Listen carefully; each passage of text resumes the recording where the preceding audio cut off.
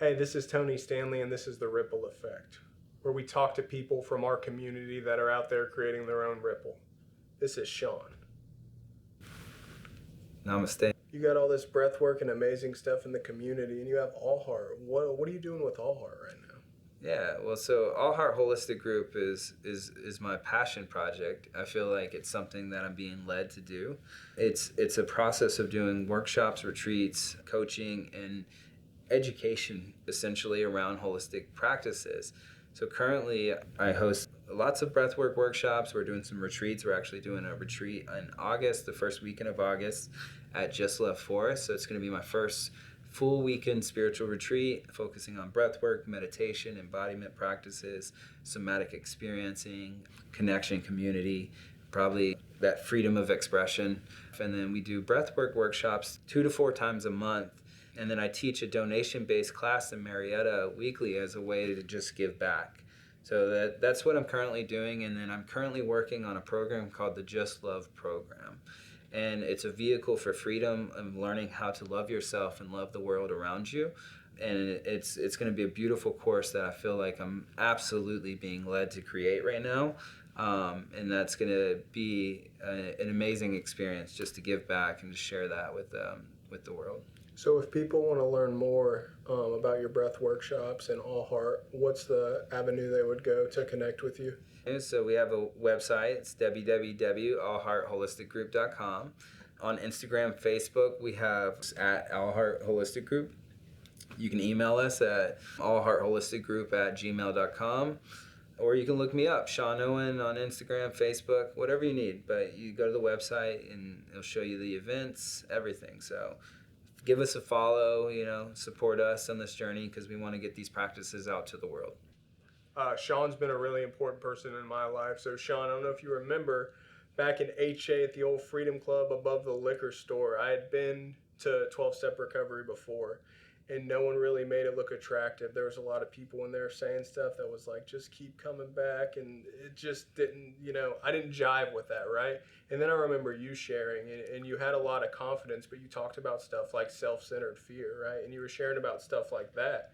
And I really jive with that, and it kind of showed me, wow, this guy's just like me, and he's talking about it, and he's working with something, and his life is changing, dude. And seeing what you've done in the community and what you're currently doing for me and how the universe has kind of brought us together again, dude, it's awesome, and we definitely wanted to get you on here. Dude, what does service mean to you? Service is an opportunity to get myself out of the way and contribute something to the community, to the world, to the people that are in front of me. I always believe it's serving who's in front of you, so you never know what that looks like until you're in the situation. So you said getting out of the way. What do you mean by that? The fastest way to get out of my way is through being of service. So when I am focusing on the community, being of service to people in front of me, it allows me to focus my attention outside of my own thoughts, my own ego, my own baggage, my own self-centered fear like you were talking about, and focus on others in front of me. And when I can do that, it creates a clean slate. There's a way that God can enter into me and work through me in that moment because I'm not focusing on what can I gain, what can I get. It just helps to get me out of the way, and then I focus my attention on what's in front of me. The present moment. The present moment. What would you say, because what you described to me is like the human condition, right? Mm-hmm. How does the human condition show up in your life today, being that you're a respected treatment provider, you're out here doing holistic healing with people, like you're one of the busiest people in the industry, man. I think self-centeredness and just the human condition shows up all the time. I don't think it ever really goes away. Maybe one day, maybe one day we'll reach enlightenment and it's gone, but I feel like long as I'm in this body, I'm going to have the human condition.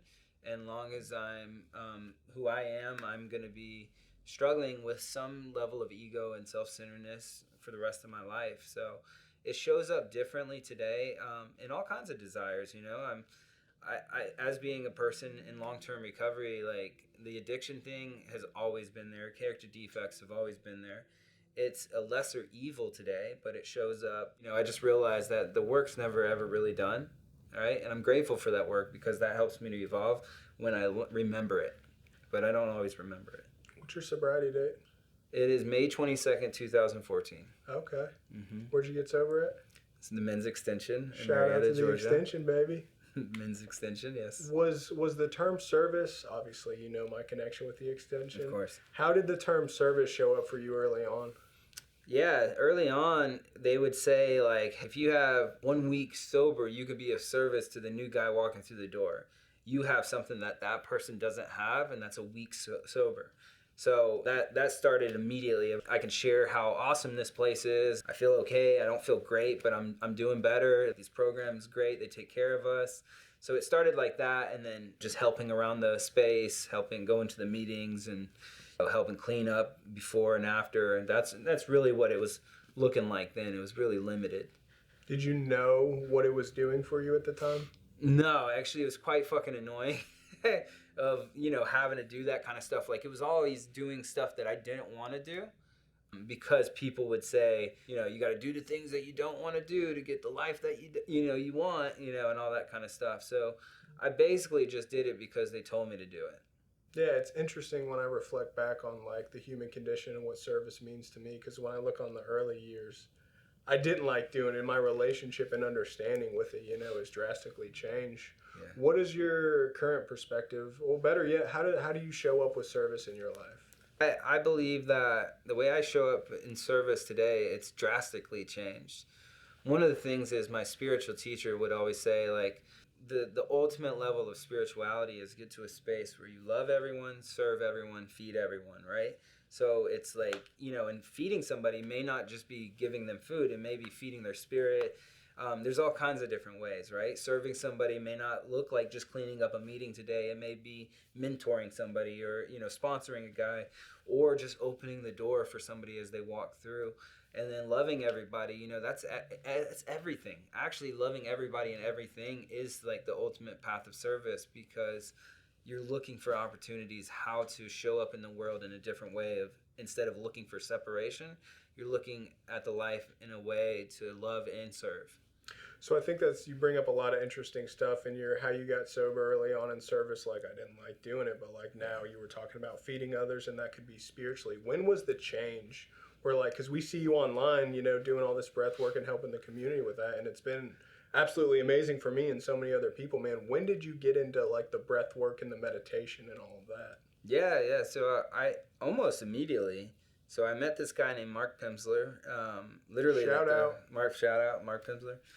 I met him the first week that I landed at the extension, and I remember talking to him, and he actually got me to help set up a room. And he was like, "You did so great. This is being of service. I'm gonna let the counselors know all this." And I'm like, man, this fucking guy just tricked me into doing some work. I was like, who the fuck is this guy, kind of deal. And I remember meeting him and listening to his class, but later on I went and talked to him, and he told me the two most important things that you can do in recovery is learn prayer and meditation and really understand them. And he said you should start immediately. And so I went and tried to meditate the first time, maybe a month sober. I remember sitting down to meditate, and I couldn't stand it. I hated it. I was like, whoa, fuck this. Like, I want to do anything but this, right? Something had shifted, though, where instead of just like running and going to smoke a cigarette on the back porch or running to talk to somebody, do something different and drink, 10 cups of coffee, I started to lean into it. And I said something to myself. I remember having this interesting thought of, this is very interesting that I can't sit with myself for 5 minutes. This might be my real problem, right? The inability to sit with myself may be the real problem. Now, was this you coming up with this, like with your own intuition, like cultivating that? The first time, like, some clarity around that came into play, and okay, like, this is kind of fucked up. Like, how do I change this? How do I lean into this? And I realized that I've been running from myself this entire time.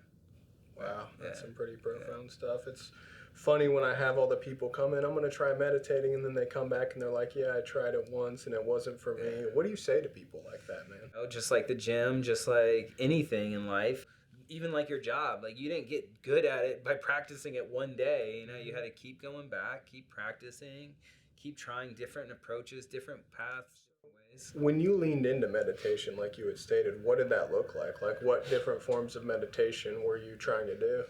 Early on, I mean, honestly, it was just trying to sit. Like, I didn't know much about the breath.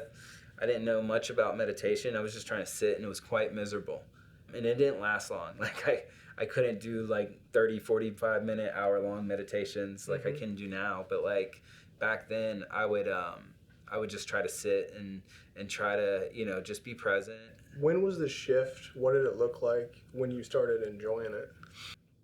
I remember having a spiritual experience, and I remember sitting after that spiritual experience and feeling the presence of God, like after a few months of sobriety. It shifted because I had experienced God now. I experienced power from going through the steps. It literally took me like going through the entire steps and getting to a certain space where I felt power come into my life. And then when I would sit, I would feel that power. And I would feel it actually in my heart, but I didn't know much about it. That's why like my whole journey has been like All Heart Holisitc Group. It's like learning how to go into my heart. I didn't have a teacher back then, so I was just experiencing it through spirit. Would you say that was your buy-in moment?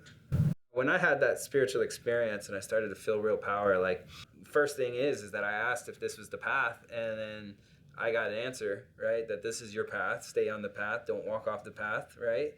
When you're in a place of like quiet desperation and you want to know, the truth of your situation and you're looking for help and you want help, well, the universe sends you that help. 95% of people, they walk off that path when that path is presented at their feet. Yeah. What do you mean, like you felt the energy come? Yeah. Because I think it's something like people don't talk about like in the rooms a lot. Yeah. I get that. Yeah, that's something I noticed early on in the program was like a lot of people weren't talking about real meditation. They weren't talking about what that power is. When I first experienced it, I literally felt like there was a river of like love and light pouring through me.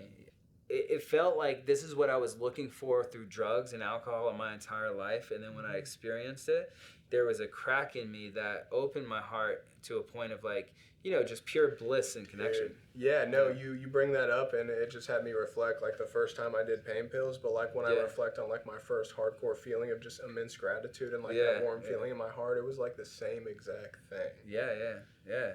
If we could bottle this stuff, we'd be millionaires, man. So when did the breath work come into your life?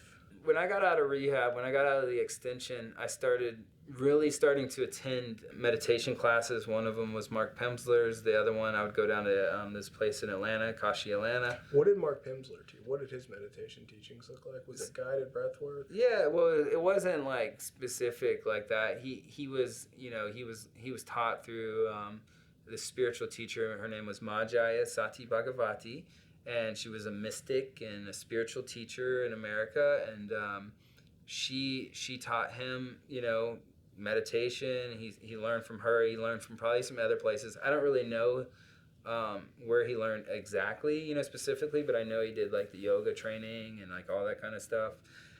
So through going to Kashi, Atlanta and Kashi, Florida, he started to, teach, and, he was such a really good teacher. He would hold the energy really well. I felt that energy that I was talking about when I felt that experience. And, that's been my indicator of that's where I'm moving towards, is it's like a charm or like following my bliss. So I would go to these places of like, oh, it's like a charm to it, it's like, it's bright when I think about it and I feel it. And that's what I've, focused my journey on. So when I would go there, he would teach like chakra meditations, breathing exercises, heart chakra meditations, a lot of Eastern meditations, and that's what I resonated with the most. It was perfect for me, and especially when I was going through my experience, it aligned with what was happening inside of me, and then he was teaching it, which was helping to facilitate more of it. And then I would go home and practice it, and I would have more experiences. The ripple effect. The ripple effect. So at some point, you dedicated yourself consistently every week to do breath work on a donation based, not expecting anything in return, just there to teach. What made you dive into that, of being of service? Well, actually, I didn't ask for it. I didn't want to do it. I was told to do it. So Mark was actually becoming like extremely busy. He was doing stuff more. He was traveling around. He was, and he was progressing in his career. So like, but we wanted the meditation to continue on.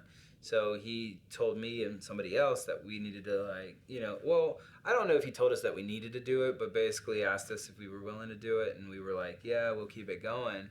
So was it viewed to you almost like a duty because of what it did to you for your own personal journey? Yeah, absolutely. It was that gift of giving back that was given to me, but I was terrified at first. Like, I didn't want to do it, but it came so naturally to me. Like, when I think back on it, it was exactly the way it was supposed to be. And where did you start teaching it at? What year was it too? So it's been over 8 years, and it was in East Cobb. It was at his Mark's old office over off of like Sandy Plants. Okay. So what is your goal now, Sean? Better yet, so you have how much? Are you 10 years sober yet? Yeah. 10 years sober, ladies and gentlemen. What was your dream of what you would be like when I got sober? Yeah, like where did you think the path would take you? Not here. Not here, not doing this, Never thought I'd be, with the white trash Ohio boy talking white about trash, white trash boy. with white trash, talking to, no, I'm just kidding. But honestly,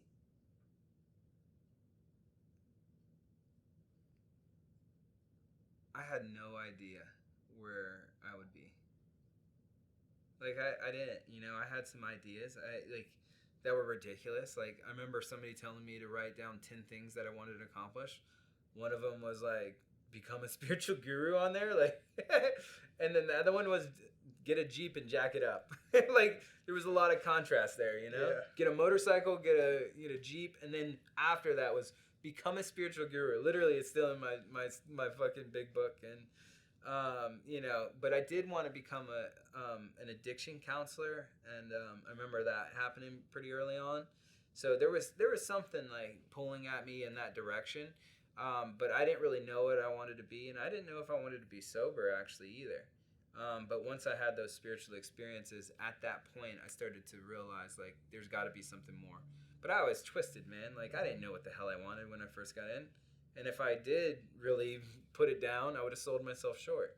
Well, I think you bring up a good point with the pulling me in that direction, because when I started connecting with you and I started like doing the breath work, like every time when I go into your breath work and you say, what is your intention? It's always surrender to the experience. Mm-hmm. And then I get this crazy intuition about this action I need to take, and then amazing stuff starts to happen, man. Yeah. When you look at like your shift and transitions, it's kind of that surrender to the experience, right? Mm-hmm. Where do you see yourself in 5 years? Wherever God wants me to be. That's such a beautiful and powerful place to be in, dude. Yeah. Like, and I think that really evidences what like long-term recovery is, right? It's like no matter what, if I continue to like pour into myself and other people, I know I'm going to be okay and taken care of. And it's not necessarily this external things. It's just surrender into that experience. Yeah.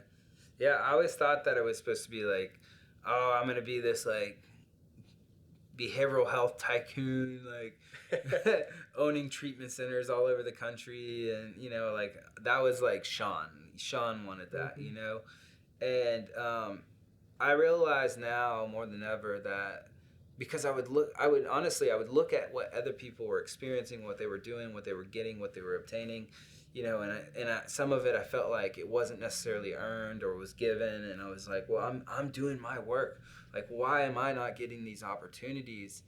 And and then all of a sudden I would get them, and they weren't the right ones. And what I realized was like this ability of like, you can push your will onto life, and you can push your will into your professional life, and sometimes get what you're wanting. But what you want is not what you need, and it is not what God wanted for you at all.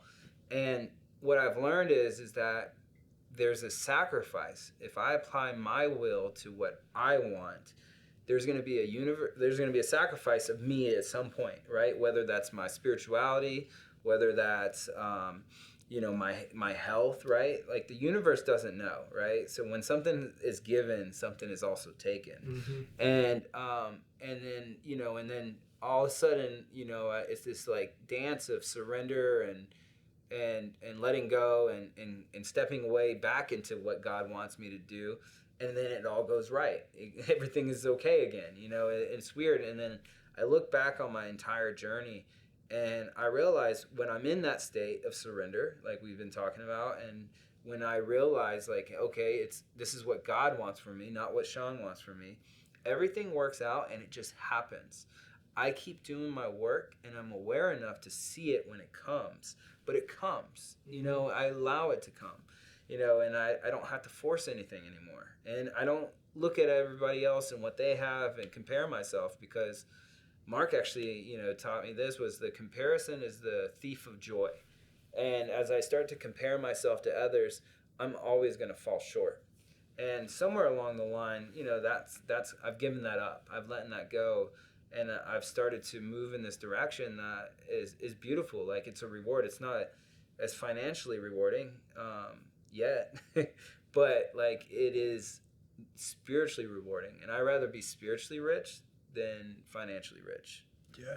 I mean, that's been my experience, man. And it's cool when you think of the law of the universe, which to me is like you attract what you give out, man. Like, when I look at the people like coming here, man, like, we all blazed our own path, and I was stepping away from like almost a 6-figure salary. Yeah. But like, I would never want to be anywhere else.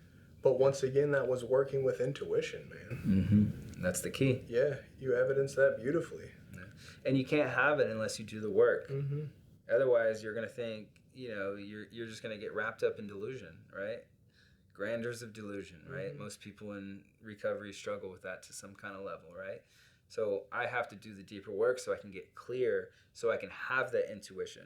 Otherwise, I think every thought is my intuition. It's like the young guy in recovery gets that intuitive thought that he meets this girl at the HA meeting, and thinks she's the one. They're both in sober living, and oh, you have a thought, and you're like, it's God telling me. No. What would you say your mission is?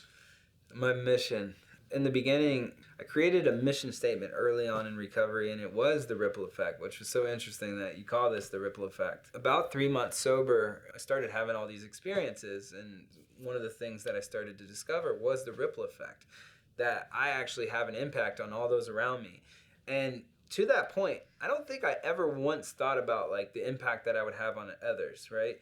And it actually had everything to do with my mother, because she called me during this time and started crying and said, I'm just so glad that you're in a place that I know I'm not going to get a call saying that you're dead, right? She told me that she was always happy when I was in jail or I was in rehab or something like that, because she knew I was safe. And in that moment, it hit me like a ton of bricks, and I started to realize that I actually have an impact on this person that's raised me my entire life, right? And so I looked at that situation as like, oh, wow, like, not only her, everybody. I have an impact on everybody I have in contact with. Mm-hmm. So I wrote a mission statement. My goal was to add positive value to everybody that I come in contact with, right? From that point on. And there was 3 things that I wanted to do, was look at what's right in the situation, how can I add value to the situation, and then finally, how can I improve myself in this situation? So what can I do to be of service? How can I make this better? And then how can I improve myself? So that was always the mission statement, but now it's becoming this thing of love everyone, serve everyone, feed everyone. Like, how do I really embody that? That's like my new mission statement. What were your original 3? What's right about this situation? How can I add value to this situation? Right? And then how can I improve myself in this situation? And now it's love everyone, serve everyone, feed everyone. Still pretty similar. It is. Much more deep with meaning. Yeah, the relationship with the power and the path and all that's drastically changed. Exactly. The energy behind it's a little bit different, but it's still the same, I was still trying to do that then. It actually helped me to grow in all areas of my life. As soon as I started to apply that, I started getting promoted at work, Mm-hmm. And then I started to understand how my mindset and my belief systems are centered around me and not focusing on how I can be of service and help and be of maximum service of all those around me. If I was in that selfish mindset, I never got anywhere. I just created problems for myself. Mm-hmm. I cut corners, and then I was pissed that I wasn't getting promoted and raises and stuff like that. The reality is that I wasn't showing up like somebody that deserved any of that. And then as soon as I started to shift that and started practicing gratitude and looking at what's right in my situation, It was like gasoline on a fire. You actually have me thinking about my experience when I was working at Twin Lakes, just as an outreach person. Like anytime I'd go to the facility, there was intentions of like trying to stop people and let them know how they're adding value to this facility, because I know like on the inpatient level, it's just crazy. You don't get time and feel appreciated a lot, but it's really impactful stuff, man. It really gets you out of here and out here in the moment. Yeah, get you out of your head and in your heart. And when you're in your heart, you can see the world for what it is. Yeah. What would you say is your biggest trials and tribulations currently and struggles in terms of getting in the way of your mission statement? Thinking I know the way, ego. It's the same stuff it's always been. It comes up, and it's like, I like think that I'm doing this, right? I'm just playing a role, man, and I gotta submit to that and remember that. But it's always like, if I'm honest with myself, there's like patterns of some kind of bad habit that I continue on that I don't want to let go of, that makes me stumble, whether that's a habit of certain kind of thinking or belief systems or narratives or like just the fact that I am gluttonous sometimes, or like whatever. Like these are the kind of things that feed either my lower self or my higher self. And I got to realize, like, okay, well, if I'm doing these things and if I'm really willing to change, if I want to evolve and level up, I got to let go of these things that are serving my lower self. And my whole recovery has been centered around that. Okay, well, now I have awareness around this handicap or this character defect. Am I willing to let it go? And am I willing to bring God into it and beg him to take it away from me? And what I've learned is when I do that, because like honestly, none of this happens. It's all choices I get to make. But when I make the right choice and I beg God to meet me halfway, the job is done, right? And it's not me doing it. Yeah, and it's constantly evolving. I can't help but like think of myself early on in recovery and the trials and tribulations versus what it looks like today. Like today, I have way more responsibilities, but there's this understanding that no matter what I do, if I continue to like surrender to the experience, though it's stressful, it's going to turn out more beautiful and amazing than I could have imagined. So there's almost a sense of, oh yeah, it's here. Don't get me wrong, all the heartache and stuff comes with it, but it's cool. It is. The promises that we get from recovery, they say, become our biggest problems. More money, more problems, right? All I know is that worrying about it, stressing about it, whatever it is, has never made my situation any better. And that's what I did in early recovery was I stressed myself to collapse. And then what I do is that I want to go change the way I feel. So I go, drink too much caffeine, or whatever. You can fill in the blanks. Today, I don't have to fight as much. I was in conflict with life itself, and I'm not as much in conflict, and I enjoy some of the suffering and challenges because that's what sharpens me, and that's what really is. Those are the obstacles that help me to grow, and they only come in my life to teach me. Random question. What does it look like for you, like internally, and what you're dealing with and what the process looks like of running one of your breathwork classes? Because I can only imagine the experiences I have in there, like you're holding a space for 20 to 30 to 40. You just did a retreat. Like, what does that look like for you? Getting Sean out of the way as quick as possible, right? What do you mean by that? We do these practices to get empty, right? Like you feel that and experience that in a class. You feel your mind settle, the narrative stops, you start to settle into the moment, you start to focus on the class, you start to invite your higher power in, and it gets Sean out of the way, and then I'm able to surrender and submit to the moment, and whatever comes through, comes through. So you're able to recognize the thoughts of, hey, instead of checking on that guy or kind of staring at this person to hope they're having an experience, you just kind of surrender and do what you know. If I have an expectation that you're supposed to have an experience, I'm clinging to that.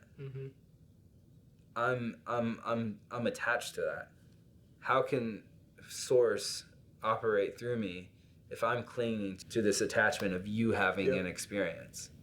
That's the difference between like what I try to do is that there's a lot of instructors and teachers that are very much mechanical. Like they understand the process. They can teach a breath. They understand the breath, the benefits, the stuff. And I would argue to say that a lot of them are the doers of it. It's not me. I'm getting out of the way. I have a roadmap that I use, and these are the breaths. But a lot of times in my breath work classes or my regular classes, it changes. And the meditations are always intuitive. I've obviously done enough meditations and learned enough from teachers and practices that it flows naturally and they come back to me when I'm in that space. But if I spent 30, 40 minutes trying to figure out what am I going to do, what am I going to teach, it would be forced. I'd come in there with a script, right? There's no room for a script in spiritual practice. God's writing it as we're rolling through the process. Like, so that's what I mean, is that I have to get out of that way so I can download that script as it's coming through. It's cool. It's in the moment, man. It's walking through fear. I talk to people all the time. Like, did you get sober to get miserable? And then did you want fear to dictate your decisions? Because that fear will cripple people, man. Yeah. You actually had brought up recently how music and dance is one of the most universal things. One thing I find using just as a treatment provider is improv. With the background of improv, you're literally surrendering to the experience and not letting fear dictate your decisions, and you're just having fun. Yeah. Like, we have so many experiential components here because it's a result of in tune with yourself and just walking through that fear and having an experience, man, which is everything you're evidencing. Yeah. Whatever that vehicle of expression wants to come through, like, allow it. Because that's you getting out of yourself. It's getting out of your lower self. When I'm connected to my higher self, that higher self is an extension of God, right? Like, it's there. Like, it's already connected to it. You know, you have a part of you that is fundamentally connected to God. And when we can merge with that and get the lower self that's attached to ego out of the way, and we can allow that freedom of expression to come through, whether it's music, dance, meditation, breathwork, art, like experiential activities, so we can get into our body and get out of that ego self, the healing takes place. Like, it's fun, it's exciting. Like, I think that's like the highest, form of living is just joy and laughter, right? Being yourself. Right? God had a sense of humor. He made you and me. So you're a healer that also works a full-time job on top of all your breath work stuff, on top of being a married man, on top of being a homeowner a woman that works and has like 1 million dogs in and out of yourself or in and out of your house. How do you practice self-care? Yeah. Well, one, I just try to be in the moment as much as possible. I was observing really busy people that were in my life that were very, like, I considered very spiritual early on. And I noticed that they did everything with grace. There's this, like, comment in the book, big book of Alcoholics Anonymous, is that we don't burn up energy foolishly anymore. And that made so much sense to me because throughout my life, I would get hung up on everything. It's my attachments to the dog. It's my attachments to the corporate job. It's my attachments to this breathwork class. It's my attachments to, I got to be here. I got to be there. I got to be there. You know, it's letting go of those attachments and just being free to flow, right? Flow with what's happening, allowing it, and being really present and showing up and like, remembering that every moment that I have is a gift. You know, it truly is. And when I'm really present like that, guess what? I don't burn out. You're existing. You're going with the flow. It's the mind that makes us burn out. It's the attachments to what's happening in the stream, right, of that flow. What does that shift of thought life look like for you when you're like, hey, I have to make this appointment and I'm obsessing about it? Like, what do you do? What does it look like in here? Well, so a lot of times I like to laugh at myself. You know, oh, you think you're making plans. Oh, you think you're doing this.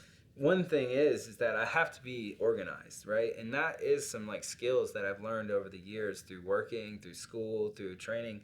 Like, there's some bad habits that I have to eliminate to evolve to a place where I can like be like this. But it's loving myself along the way and being okay with where I'm at. It's obviously taken me 10 years to, you know, if I was working to this level at 3 months sober, I'd probably fucking explode. I just have to be in a state of like, just keep doing my work. And as I keep doing my work, my mindset is elevated to a place of inspiration. So when I'm in that space of inspiration, like, it's not so much of like, I'm not obsessing over these things. Yeah. Right. You bring up a good point too with like laughing at yourself, because one of the things actually when I read the Untethered Soul, he talked about like bringing those thoughts out and like putting a face to it. So there's almost like this response of, oh, it's just my mind being that silly, angry guy again. So there's like a separation from your thoughts and your true being. Yeah. And that's the reality, once again, is like, and he talks about in that book, like, who is it that's observing and watching that? And there was a part of me that was always bought into the small thoughts and the attachments and the clings, the things that I was clinging on to, and the worry and the obsessions. That never solved anything. Me obsessing on anything never actually created any solution for me whatsoever, actually only generated more problems. One of the things that I live by now is what I focus on expands. So if I focus on fear and anxiety and stress and all that, it just builds more of it. You have all these narratives and loops and kind of thinking patterns that are going on in my head over these years. It's recognizing when I'm lost in them and I'm caught up in them and I'm caught up in the web of that, and then bringing God into it and bringing meditation into it and bringing breath work into it. Breath work has actually helped me to transform my mind quicker than anything else that I've ever done in my life. The deeper, the more powerful the breath, the better. The deeper your breath, the deeper your life. If you could leave one sentence to the world, what would that be? Wow. I guess what comes to mind is do your own deeper work and serve. Like, do your own work and be of service to the community. Do your own work and be of service to the world. The ripple effect. The ripple effect. I like the idea of just the people we come in contact with too, and we're able to bring something to their life and help them, then they're able to go on and do that. I often reflect on stories, and then sometimes when I have like cool therapists in terms of like that I'm meeting, they'll ask me like, what's your most profound case you had? And I always tell this one story, but I have a million. So there was an individual I was working with at the extension, and when we first met him, he was working on the fact that he's never going to see his daughter again. And he got into a really good place with that. So he transitions out of the extension and he's working in treatment. And I get a call from some random county's defects. They say, hey, this individual, his daughter, the mother of his daughter, killed herself in front of the daughter, and he needs to reach out and take rights. And watching that dude do his own work, like I see him playing with his daughter, and he's a father in her life now. Yeah. And it's one of the most profound experiences. I was actually talking to him a couple of days ago. He was talking about the relationship with his sister and being a dad, and I'm like, bro, what if I showed you this video when all this stuff was going on, and we just couldn't comprehend it? When you think of the people you've had an impact on, what ripple effect story comes up for you? It's another good question. Nothing's like popping as like a person. One of the things is that I realize that I'm not really actually doing it. I'm just the vehicle that's being of service in that moment.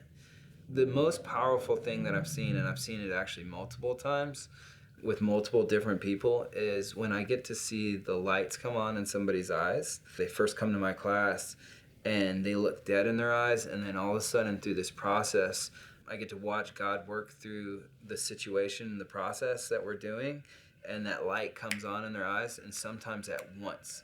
I've witnessed spiritual experiences in front of my eyes, and when I'm able to witness that, that is the most transformative experience I've ever had, and probably nothing will ever really top that, because I'm getting to watch God's work in front of me, and that's a true blessing and a true gift to even be able to be there to witness that. It's just amazing to be in the position to being around a while to see guys that, you watched and helped get sober to what they're doing today. Actually, like all of the guys that work at Four Winds, we essentially helped get sober at the extension, and seeing what they're doing in the community now, and just it's just wild to think about watching their ripple effect of like showing up and helping other people, and watching kind of the universe become a better place as a result of it. No, it's wonderful, and it is a wonderful thing, and watching them be of service. I personally think that the highest level of mindset that you can develop is the service mindset. It's literally going into the world thinking about how you could be of service, like that ripple effect mindset. Like, it should be a mindset that people develop, like, and we create, like, as we're going through our life, because it is the fastest way through transformation is through service. It's get out of the way so I can help you, and then when I'm helping you, something magical happens inside of me. It's wild when those experiences, like, you never thought you had an impact on someone, and then it comes back. So I'm taking credit with Cody Moniz being a nice guy. So He actually came and spoke for us at the riot, and I'm talking to him. He's like, "Yeah, Tony, because we work together at this program called Fresh Start." He's like, "You told me when you left to don't be a dick to clients and like kill them with kindness." And he's apparently had experience with it and been using it. And I don't even remember that. Yeah, dude, thank you so much for being on here. And, dude, just engaging in your breath work and this men's group and everything has literally drastically changed my life for someone with a pregnant wife, with my parents living with me that's starting a business and all that. Like, I'm pretty stable, which is a good place to be in with all of that stuff. So we appreciate you, man. Yeah, well, thank you for having me on today. And I'm really grateful. I'm just excited for this journey and to see where this moment unfolds for you, for me, for everybody that's coming in contact with us, so we can create a better ripple effect. The ripple effect. Yeah. Namaste. Namaste.